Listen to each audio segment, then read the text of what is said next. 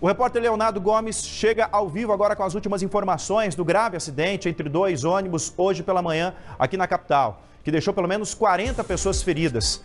Ô Léo, eu sei que você está desde as primeiras horas, assim que logo que aconteceu o acidente, chegou no local. Infelizmente, né, tivemos aí uma mulher, uma senhora, né, já com uma situação grave, foi levada. Bom, qual que é a situação de momento? Eu vejo que o trânsito está extremamente caótico aí na região, né? Bem caótico e com destaque para o cruzamento da Visconde de Guarapuava com a João Negrão. João Negrão com menos trânsito, mas quem pega a Visconde de Guarapuava, principalmente lá no início dela, e vai seguir sentido centro, sai do Alto da 15, vai encontrar toda essa região sem energia elétrica e com isso os semáforos, claro, estão desligados. E aí os agentes do trânsito estão guiando todos os motoristas por aqui. A João Negrão é logo aquela ali e ela está sendo utilizada inclusive pelo transporte coletivo, os biarticulados que utilizam normalmente a Travessa da Lapa, mas como a gente tem esse bloqueio, elas estão utilizando a João Negrão. E a gente fala de bloqueio, o bloqueio é de aproximadamente 2 quadras. Ela começa aqui no cruzamento da João Negrão e vai até depois da Travessa da Lapa, ou seja, são 2 quadras da Visconde de Guarapuava bloqueadas. E aí o motorista tem que ter muita paciência. Como você mesmo disse, Rudy, fica a sugestão e a recomendação para que o motorista que precisa ir para o centro, precisa sair do Alto da 15 em direção ao centro, evite aqui, porque tem que ter muita paciência, se guiando aqui conforme as orientações dos agentes de trânsito. Ainda falando desse acidente, a gente observa lá no ponto do acidente, nós temos os operários, né, que estão lá podendo retomar, restabelecer sinal de internet, sinal de telefonia e, claro, também a energia elétrica.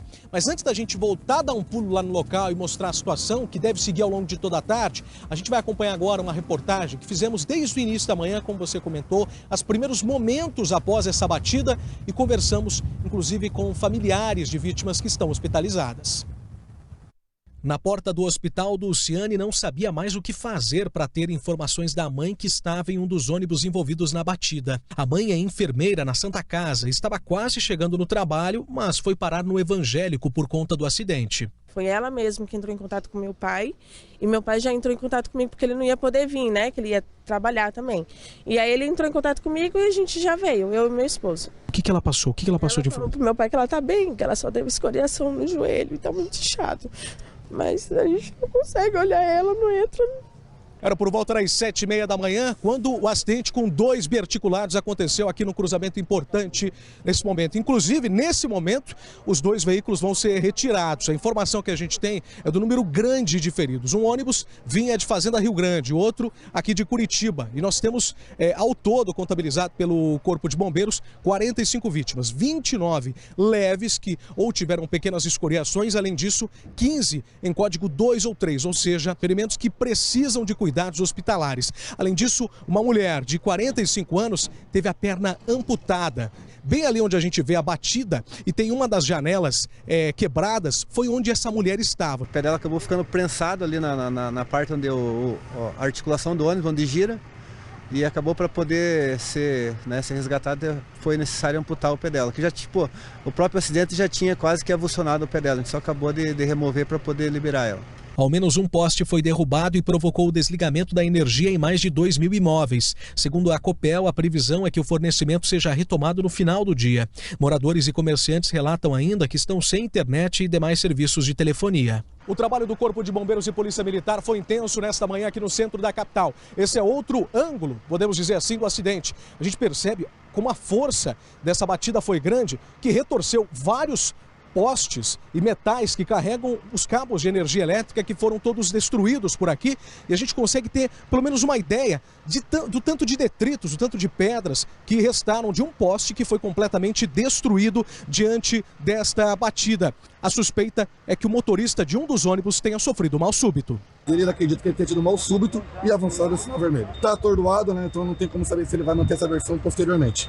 Pelo que se compreende, o ônibus vermelho que estava pela canaleta da Travessa da Lapa, ele passou pelo sinal verde, que foi o que foi informado pelo motorista do ônibus, e o outro ônibus ele Ele ultrapassou o sinal vermelho, né, pelo mal súbito do motorista, que foi o que causou o acidente. Não é um crime de trânsito, o que tudo indica que é o que está sendo tratado agora. É no Hospital Evangélico Mackenzie que a maior parte dos feridos foi levada. Gilson é irmão de uma das vítimas. Ele e a família foram avisados do acidente por telefone. Já era umas 6h30, umas 7 horas que ele ligou lá para casa, né, chorando, desesperado, né.